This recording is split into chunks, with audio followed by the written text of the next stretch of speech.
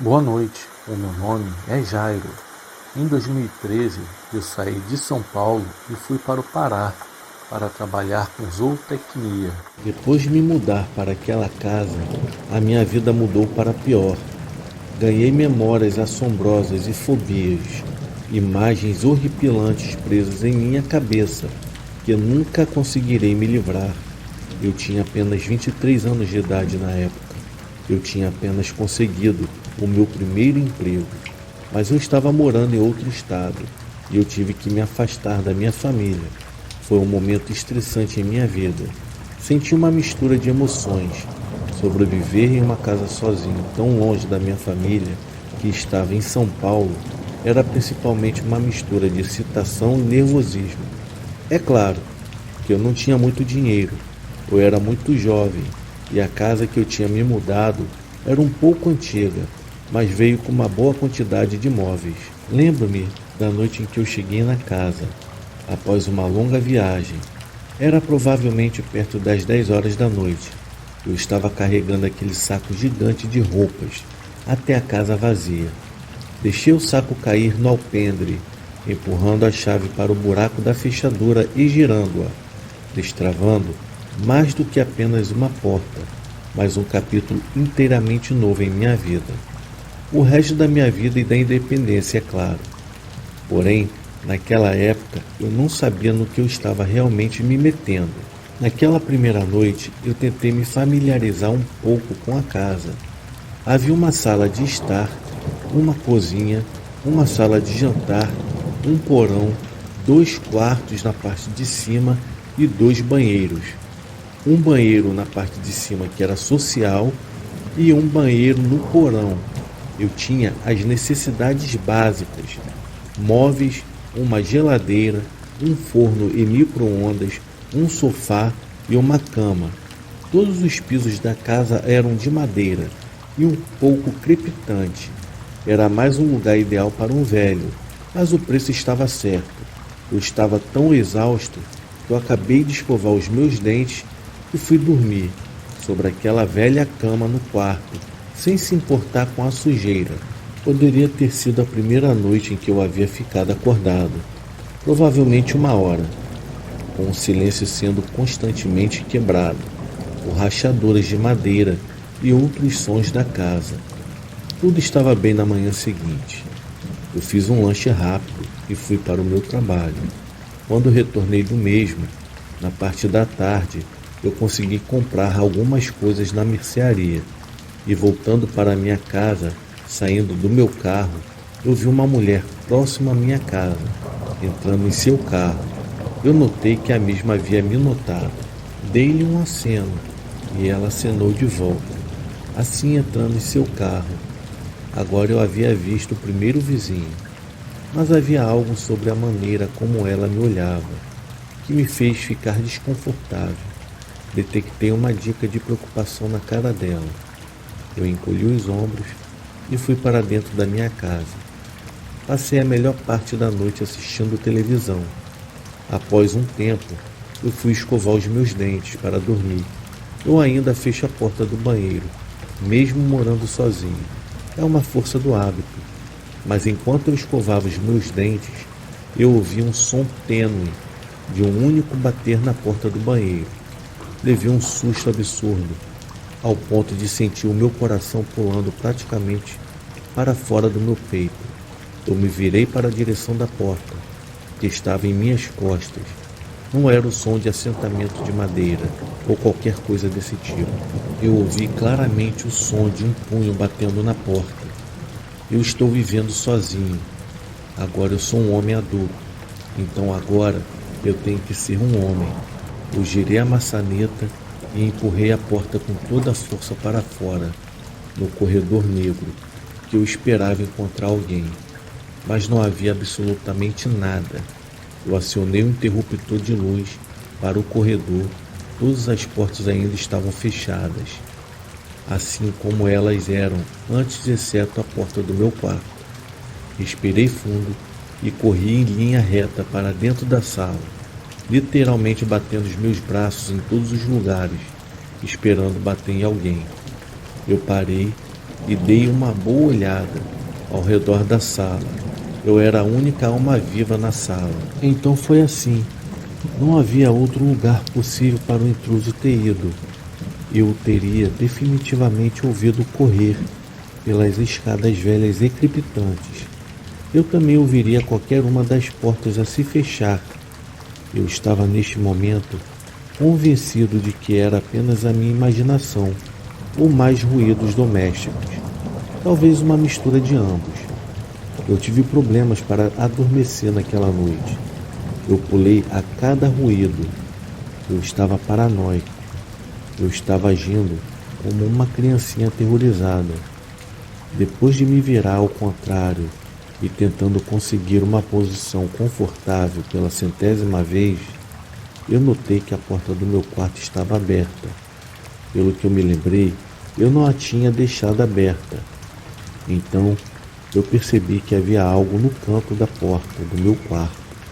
Eu tentei forçar a visão para ver o que diabos era aquilo, e foi o suficiente para fazer o objeto ser o rosto de uma mulher, e ela estava sem dúvida me encarando. Eu estava deitado na minha cama com todo o ambiente escuro. Eu me rastejei de medo, gritando, como uma criança de 5 anos. A cabeça se afastou da porta para fora da minha visão. Eu peguei o meu telefone, que estava em uma mesinha que ficava na cabeceira da minha cama, e em seguida eu liguei para a polícia. Desci as escadas apressadamente até a frente da porta para deixá-los entrar. Expliquei aos policiais que alguém esteve em minha casa. Um dos policiais me questionou como eu sabia como era essa pessoa e onde eu a vi. Eu expliquei que vi uma mulher cutucando a sua cabeça no meu quarto. Eu disse a ele que estava muito escuro para distinguir quaisquer características discerníveis.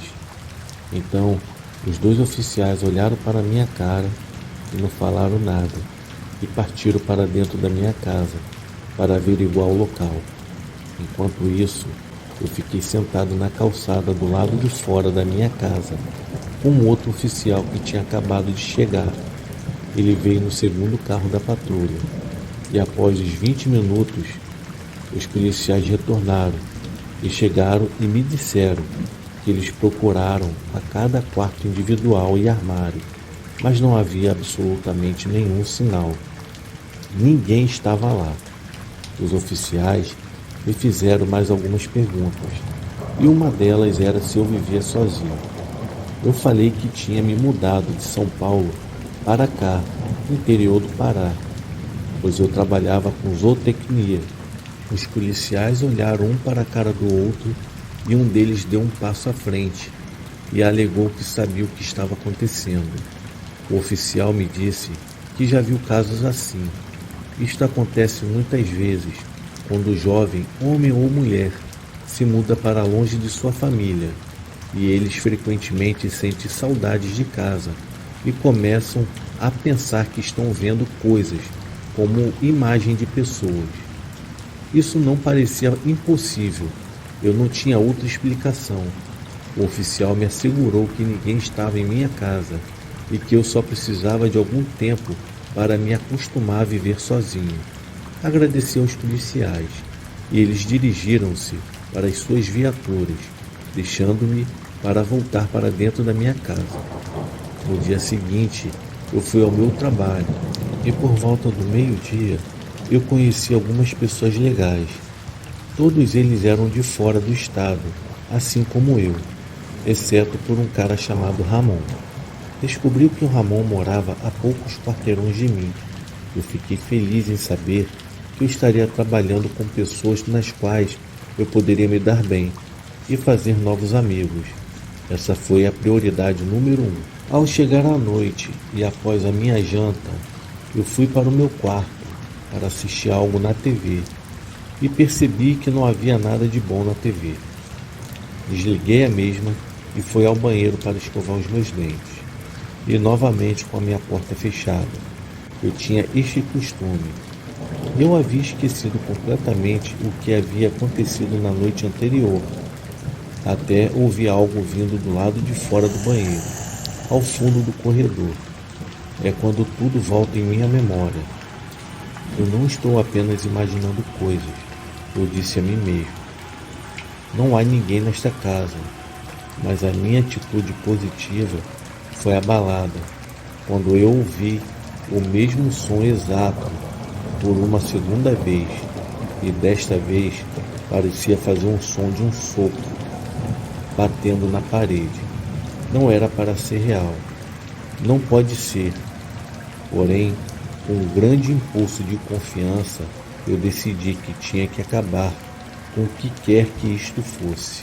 Abri a porta e me congelei imediatamente. A 2 metros da porta, havia uma cabeça lá no fundo do corredor, bem na minha frente. As luzes no corredor estavam apagadas e não dava para distinguir o que era. Porém, tinha alguém me observando. Eu tinha certeza.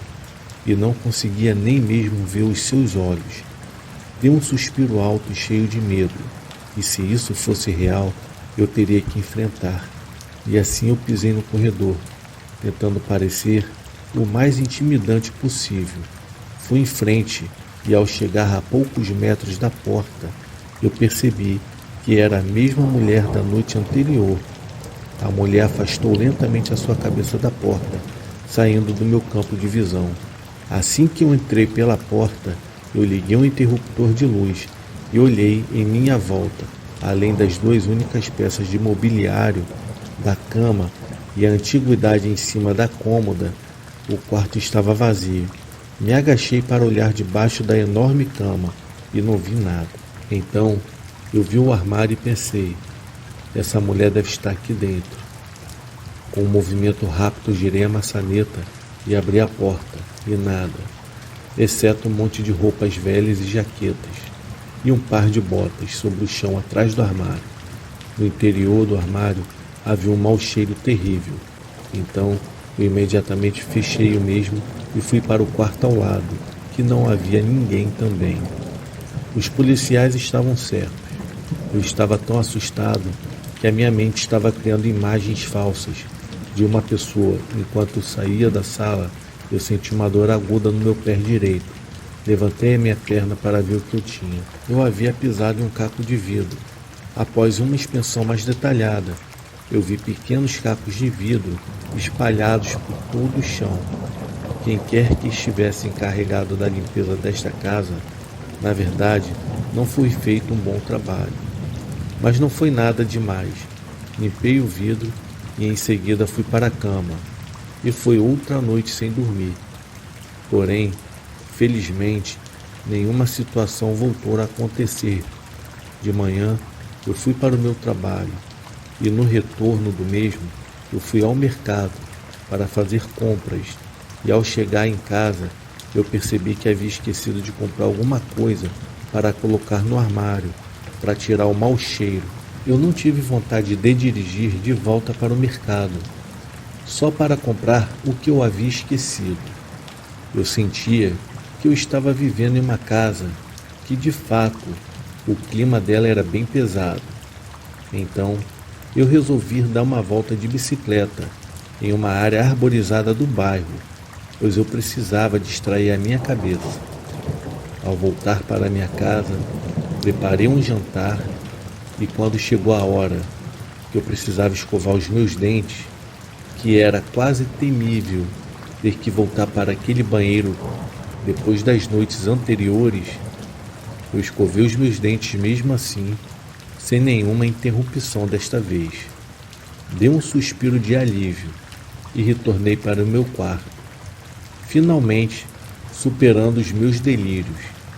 Liguei a TV e em pouco tempo eu me deixei me levar por um sono bem profundo, no qual eu acabei sendo despertado por um estrondo terrível dentro do meu quarto.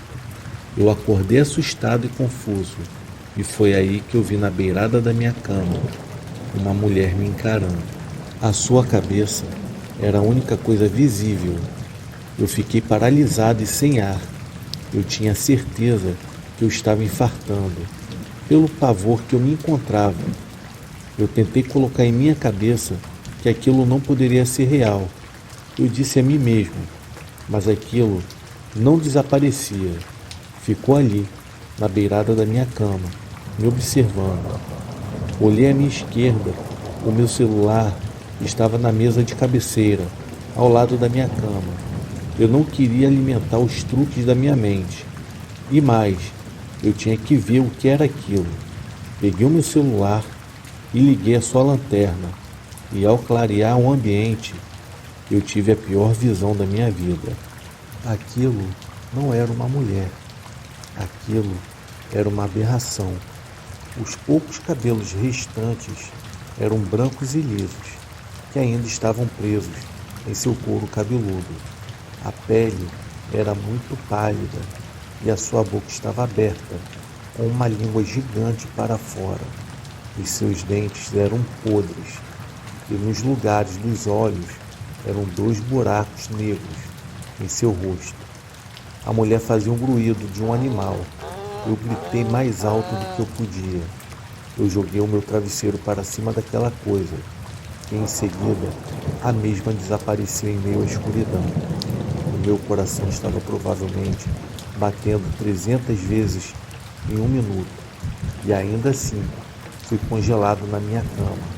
As coisas pareciam estar ficando piores. Após eu me recuperar do susto, eu liguei para minha mãe e a informei sobre o que estava acontecendo.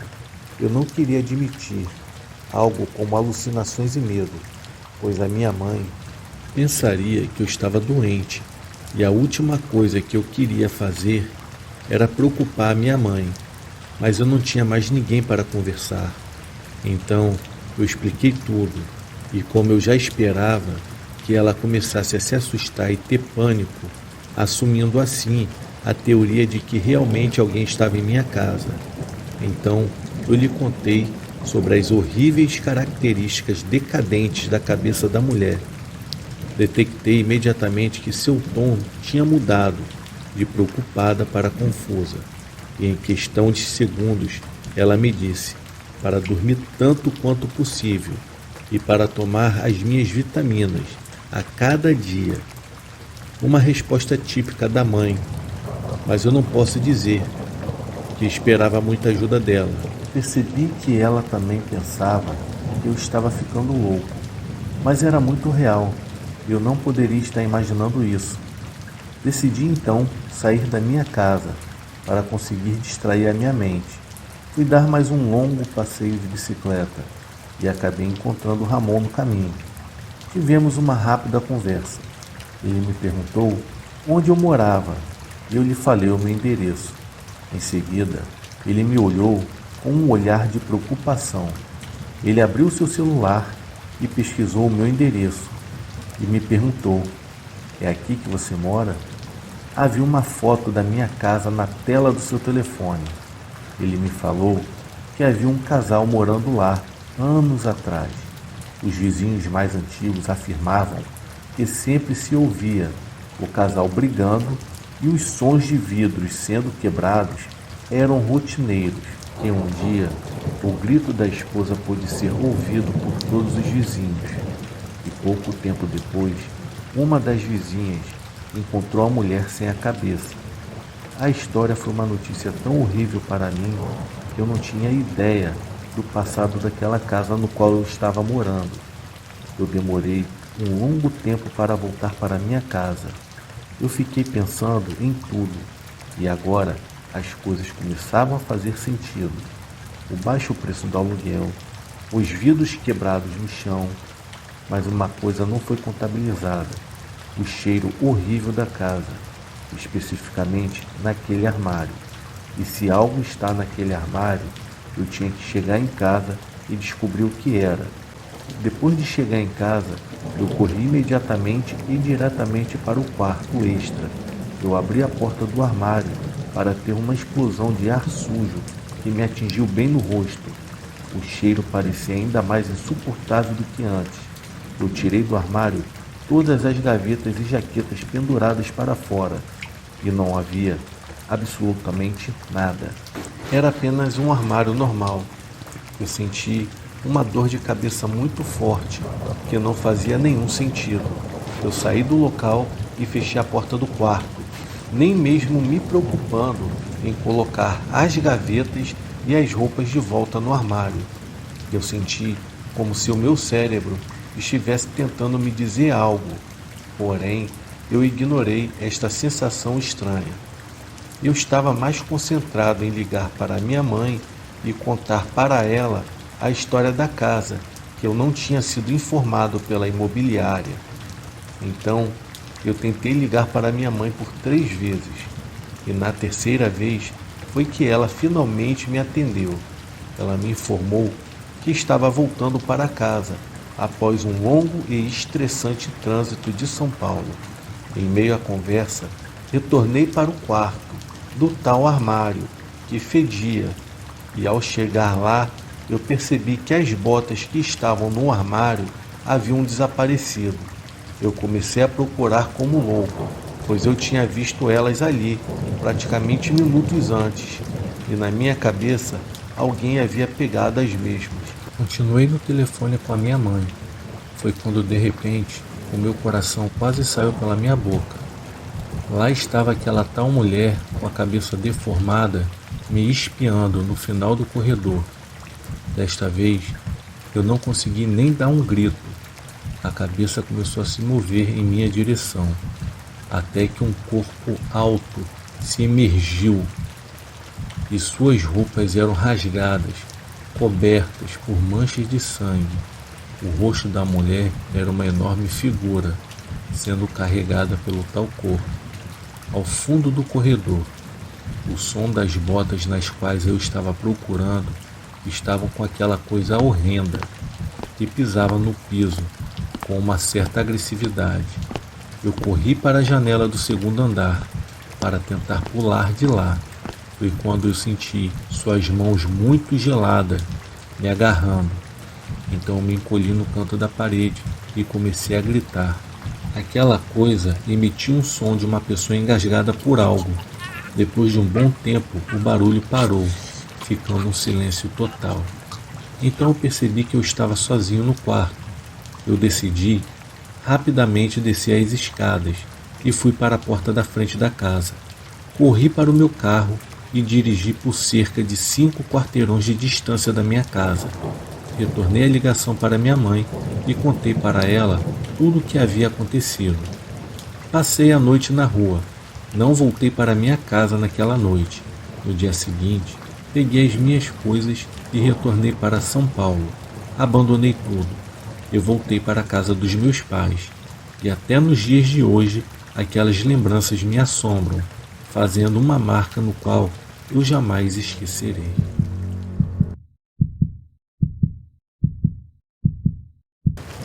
Mesmo gostando muito de escrever e contar histórias, eu jamais havia transcrito o caso que eu vou narrar.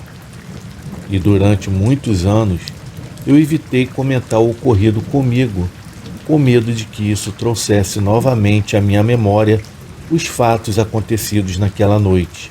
Apenas a minha família sabe o que aconteceu. E agora, eu irei contar a vocês algo que quase me fez cair duro de medo, lá pelo início da década de 90.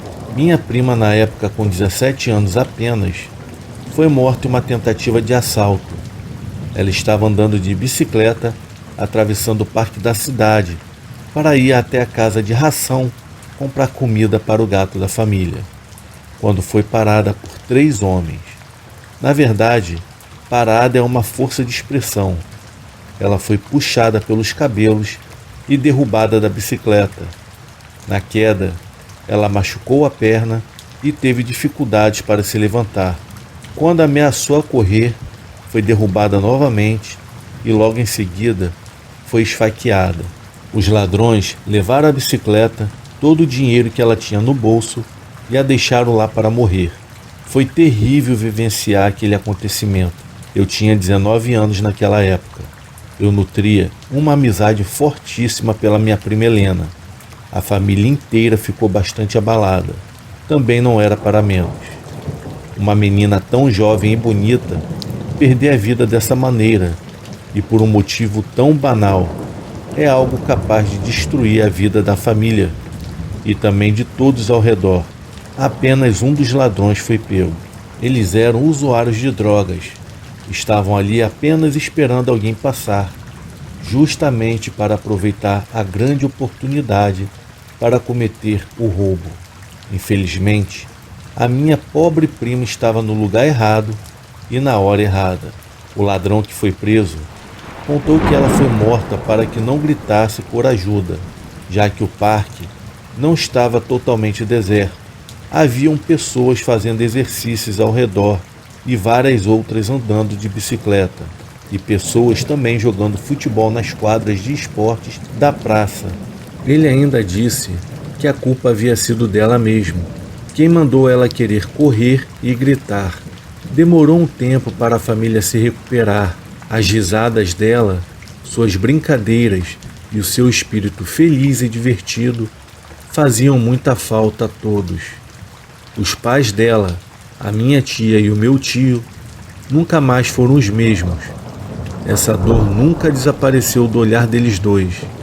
Mesmo depois de muitos anos, a gente ainda conseguia perceber que alguma coisa na feição deles mudou para sempre. Eles perderam todo o brilho. Os olhos deles pareciam sem expressão, sem cor e sem vida até hoje. Algum tempo depois do funeral, eu ainda custei acreditar que ela havia ido embora. Eu visitava o túmulo dela quase todos os dias e ficava lá conversando com ela durante horas. Na minha mente, eu acreditava que ela deveria estar se sentindo só ali naquele lugar, deserto e sem companhia, e sem ninguém para conversar. Eu ficava indo lá para fazê-la se acostumar com aquele lugar, e para que ela não pudesse sentir um choque muito grande. Eu sei que isso parece loucura, mas fez com que eu me sentisse bem e que aceitasse melhor a ideia da morte dela. Aos poucos eu fui me acostumando, até que um dia eu não senti mais a necessidade de ir até lá. Eu continuava sentindo falta da minha prima, mas o meu coração não pedia mais para que eu continuasse fazendo aquelas visitas. Então, no primeiro dia que eu passei sem ir até lá, eu me senti um pouco mal. Me senti triste mesmo, como se deixasse ela esperando em vão, como se eu devesse a ela aquelas visitas e aquelas, entre aspas, conversas. Então, à noite eu dormi em minha casa, a mesma casa que hoje eu habito com a minha mulher e meus 2 filhos. Quando eu despertei, ouvindo o barulho dos carros que passavam numa avenida próxima, eu olhei para o relógio e vi que ainda era madrugada. Eu estava com o pensamento totalmente direcionado a Helena e me sentindo culpado por eu não ter ido até lá conversar com ela. Eu havia perdido totalmente o meu sono. Eu tentei ler um livro para ver se o sono voltava, mas eu não conseguia me concentrar em nada, apenas no pensamento de que ela estava lá, se sentindo sozinha e triste.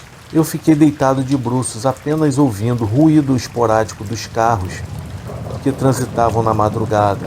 Era uma madrugada de muito calor. Eu me lembro que eu dormia numa cama de abrir, posta na sala de entrada da minha casa, pois estávamos recebendo a visita dos meus avós e eles estavam ocupando o meu quarto. Eu estava bem desconfortável, primeiro por estar dormindo em uma cama diferente da qual eu estava acostumado, e segundo, porque eu estava bem próximo à janela que dava para a rua e além do barulho do motor dos carros, tinha a luminosidade da rua, que nem a grossa cortina conseguia neutralizar. E por fim, a figura da Helena que não saía da minha cabeça. Deitado naquela posição e descoberto, de repente eu senti 2 mãos fortes segurar os meus tornozelos. Pareciam muito fortes e completamente geladas. Eram mãos ásperas e pareciam ser bastante grossas. O susto inicial se transformou em pânico, quando eu senti nitidamente um dedo igualmente gelado subindo por minhas costas, como numa massagem horripilante, e pela sensação de medo e de impotência que me causou. O meu coração parecia querer sair pela boca de tão forte que batia. Eu achei que eu fosse morrer ali mesmo, sufocado pelo medo e pela angústia. que eu sentia enquanto aquele dedo subia pelas minhas costas bem lentamente. A minha vontade era de gritar, mas eu simplesmente não conseguia, pois eu estava completamente paralisado. Apesar de sentir o meu coração batendo mais rápido e mais forte como nunca eu havia sentido antes, eu não conseguia mover mais nenhum músculo do meu corpo. Quando aquele toque horrível atingiu a região da minha nuca, eu senti os meus cabelos esticarem de uma forma indescritível. Eu estava congelado pelo medo e pelo frio, mesmo diante daquela situação aterrorizante. Eu elevei o meu pensamento tentando não enlouquecer pelo inusitado. Eu tentei convencer a minha mente de que aquilo que estava acontecendo era apenas um sonho ou alguma sugestão da minha mente que estava impressionada pela lembrança da minha amada prima. Eu continuava ouvindo nitidamente os automóveis passando na avenida próximo da rua onde eu moro, cortando assim o silêncio da madrugada, com o ronco dos motores. Não suportando mais aquele martírio, eu pensei no que poderia ser, e me dei conta assombrado que isso poderia ser coisa da Helena. Eu concluí desesperado antes de fechar os olhos e tentar fazer a minha mente não pensar mais nela, mas isso era impossível naquele momento. Então eu ouvi bem ao lado da cama as risadas zombeteiras dela, rápida e seca, assim como um rádio que é ligado e desligado imediatamente. E num esforço mental monstruoso, eu consegui por alguns segundos superar o pavor que sentia, e rezei mentalmente com todo fervor, mesmo sendo próximos como éramos. Esse era um contato que eu não estava preparado para ter.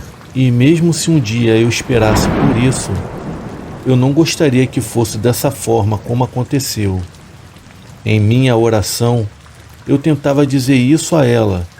Eu disse que se ela quisesse fazer contato comigo, que fizesse de uma outra forma, pois desse jeito estava me deixando muito aterrorizado. O engraçado foi perceber que o toque gelado não havia sumido imediatamente. Primeiro ele percorreu o caminho das minhas costas e desapareceu na ponta dos meus pés.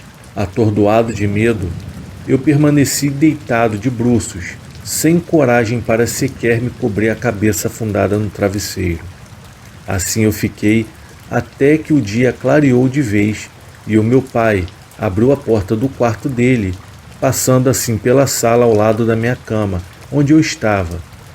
E mesmo assim eu não tive coragem suficiente para me levantar. Apenas quando a sala já estava cheia de gente e com o sol bem no alto iluminando toda a casa, foi que eu finalmente me levantei, ainda tremendo de medo. Foi durante o café da manhã, com toda a família na mesa, que eu revelei o ocorrido, mesmo achando que não acreditariam em mim. Pois felizmente, todos não só deram crédito ao relato, como prometeram mandar rezar uma missa pela alma da Helena. Então, durante a missa realizada alguns dias depois, eu estava me sentindo muito oprimido.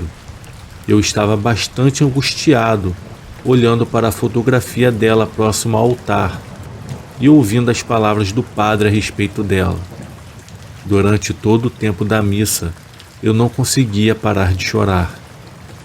Foi ali que eu realmente consegui aceitar o fato que a minha prima e melhor amiga estava morta e que eu nunca mais a veria. Todo esse tempo na minha cabeça era como se ela estivesse se mudado para aquele cemitério e continuasse por ali, só que dessa vez sozinha e sem ninguém.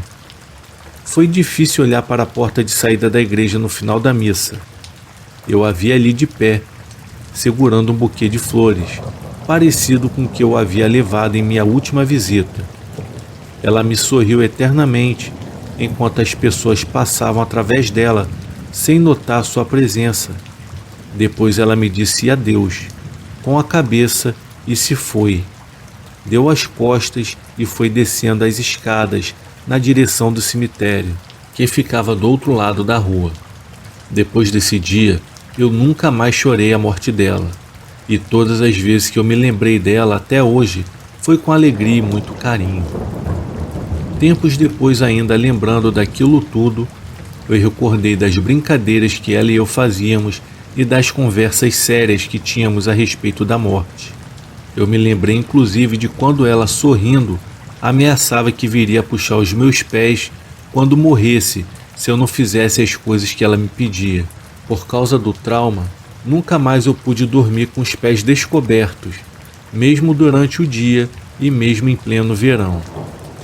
Eu continuei indo sempre ao túmulo dela, levar flores e pedir para que ela nunca mais repetisse aquele tipo de brincadeira. E até hoje até que tem funcionado. É cada um fazendo a sua parte.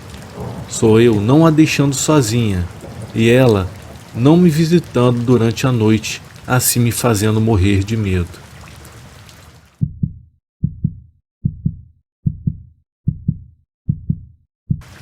Olá a todos do canal. Eu me chamo João Paulo e tenho 39 anos. Eu irei relatar um dos fatos que já aconteceram comigo. Foi exatamente quando eu tinha 14 anos de idade. Eu e minha família morávamos numa casa localizada numa chácara da cidade de Franco da Rocha, bem afastada da zona urbana. Éramos caseiros em uma escola municipal e, pelo fato de ser zona rural, tinham poucos alunos na tal escola. Eu sempre fui sensitivo, que herdei da minha família. Minha mãe sempre foi uma mulher guerreira e me dava muitos conselhos como lidar com algo sobrenatural se caso acontecesse. Ela me ensinava orações e algumas outras coisas para se proteger. Numa bela noite eu estava deitado em minha cama. Já era bem tarde. Eu não conseguia pegar no sono. Foi então que quando resolvi fechar os olhos e algo estranho começou a me afligir. Eu ouvia diversas vozes em minha cabeça. Eu não conseguia, ou melhor, eu não tinha coragem de abrir os meus olhos para ver o que estava acontecendo. Então, um certo momento após tudo se silenciar, eu ouvi alguém falando o meu nome. João Paulo. Mas era uma voz bem sutil e bem longe. Foi nesse exato momento que eu abri os meus olhos. E neste instante, eu juro que foi um dos maiores sustos que eu já tive na minha vida. Uma imagem de um homem estava parado em pé do meu lado, me observando, como se estivesse ali há tempos. Não me esqueço, era uma figura de um homem alto, com terno e calça preta, com uma camisa branca e uma gravata vermelha. Tentei olhar para o seu rosto. O que eu consegui enxergar era somente uma fumaça negra para cima do pescoço. Aquilo fez com que eu não conseguisse me mexer, em uma espécie de paralisia do sono. E com muito custo, eu lembrei de algumas palavras de proteção. E após segundos ou minutos talvez, eu dei um grito e aquele ser desapareceu. Imediatamente, a minha mãe veio ver o que havia acontecido comigo. Eu expliquei tudo a ela, então rezamos, e depois de muito tempo, eu peguei no sono novamente. No dia seguinte, aquilo me intrigava por horas. Em uma conversa com a minha mãe, me acalmei e acabei até esquecendo o fato. Foi então que, após alguns dias, como morávamos numa chácara, a minha mãe precisou ir para a cidade e eu não pude ir com ela, ficando assim sozinho em minha casa. E como de costume, eu assistia muito a TV. E neste dia, eu estava assistindo um filme bem legal. E nem parecia que eu estava sozinho. Mas de repente, eu me recordei do fato de que havia acontecido comigo dias atrás. Foi aí que começaram as atividades novamente. Eu não sei se foi medo ou os pensamentos que o fizeram voltar. Mas eu não conseguia mais me concentrar na TV. Foi quando ouvi um barulho no quintal, um barulho de carrinho de mão, como se fosse alguém empurrando o carrinho. Eu tomei coragem e fui olhar por uma fresta da janela, tentar ver algo ou alguém. Aquele barulho aumentava cada vez mais e mais. Eu não enxergava nada. Então, uma nuvem negra surgiu como se fosse aquela fumaça que cobriu o rosto da imagem que eu vi no quarto. Foi assustador. Tínhamos um cachorro que ficava solto pelo quintal. E nesse exato momento, o cachorro começou a latir, como se estivesse enfrentando aquela fumaça. Então deu um uivo e um grito, como se fosse agredido. E após, saiu correndo em direção à porta de entrada da casa, que era na cozinha, como se estivesse acuado, com muito medo, e alguma coisa o agredia muito. Eu não sabia mais o que fazer com tanto medo que eu estava. Na cozinha, comecei a ouvir barulhos de pratos, copos caindo, cadeiras se arrastando. Eu tirei coragem, não sei da onde, e saí correndo muito, e passei pela cozinha. Abri a porta de onde estava o cachorro e passei por entre a fumaça negra. Foi então que eu senti uma presença tão horrível que parecia que eu queimava em chamas. Quando passei pelaquela fumaça, e após isso eu fiquei de longe somente ouvindo aquelas atividades no interior da casa. Então que eu me lembrei das orações que a minha mãe me ensinava, e em voz alta e fervorosamente comecei a rezar, cujo posso escrever aqui, pois é muito forte e sigo os conselhos que eu tive de mamãe. E os barulhos foram diminuindo e aquela fumaça desapareceu. Mas antes de sumir, ouvi um grito, mas um grito tão assustador como se estivesse correndo em direção ao matagal, e uma voz sussurrando: "Eu voltarei." Nesse momento, barulho de galhos e árvores, como se estivessem sendo quebrados, e o barulho foi se afastando, e tudo se acalmou. Não tive coragem de entrar na minha casa, então fiquei até a minha mãe retornar da cidade. Quando ela chegou, contei tudo para ela, chorando. Eu estava aterrorizado. Daí, a minha mãe me acalmou, e antes de entrarmos na casa rezamos. Ela falou algumas palavras, fez alguns gestos, e ao abrir a porta, saiu um ar tão quente quanto o que eu havia sentido. Aquele grito novamente saiu passando por entre nós, assim desaparecendo, e no interior da casa, o mais incrível, haviam vários copos e pratos quebrados. As cadeiras estavam caídas. A minha mãe me contou o motivo de ter acontecido tudo aquilo, e foi pelo simples fato de eu ter esse dom bem apurado. Ali onde morávamos, todo o bairro eram terras de um único homem. Eu irei usar um nome fictício para não comprometer a família dele.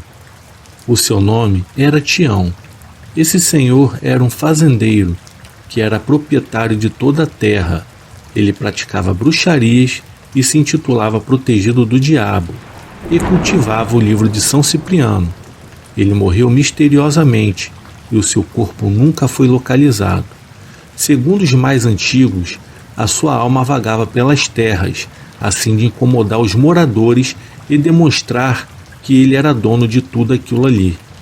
E o ar quente que sentíamos em todo o fenômeno se tratava de algo ruim e macabro. Foi horrível saber destas coisas. Por muitos e muitos anos vivemos nesta casa, que sempre haviam atividades poltergeist. Mudamos da casa em 2005 e até hoje reside uma família na mesma casa na Escolinha, que mesmo após ter sido reformada, eu entrei em contato com os moradores atuais, que me informaram que sempre acontecem fenômenos estranhos e sem explicações.